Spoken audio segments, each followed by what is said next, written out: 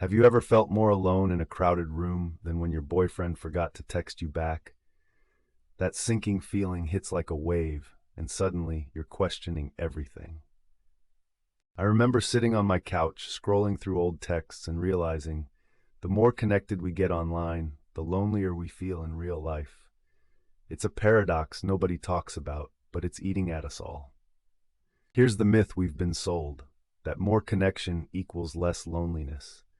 But research from the University of Chicago shows that loneliness isn't about being alone, it's about feeling unseen.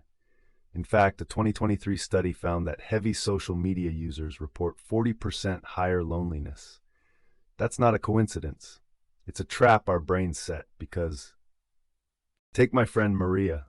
She had 2,000 Instagram followers, but would cry in her car after parties because no one actually knew her favorite book.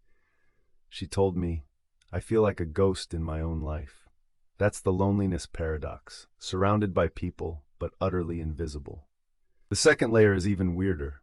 Our brains crave deep intimacy, but society rewards shallow interaction. Psychologist John Cacioppo found that loneliness triggers the same neural response as physical pain.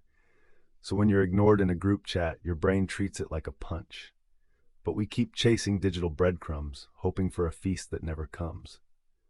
Why? Because a 2022 experiment at Stanford had participants either scroll social media or sit in silence for 10 minutes. The scrolling group reported higher loneliness afterward. The silence group, they felt more connected to themselves.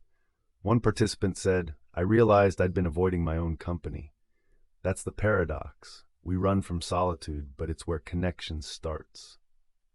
Here's the deepest truth. Loneliness isn't a flaw, it's a compass. It points to where we're starving for realness. Ancient philosophers called it the ache of the soul, but modern culture tells us to numb it with notifications. We've forgotten that loneliness is just love asking for attention. When you feel it, don't scroll. Ask, who am I really missing? Because the answer reveals.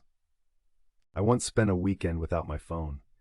By day 2, I called my mom and we talked for 3 hours about her childhood, my fears, everything.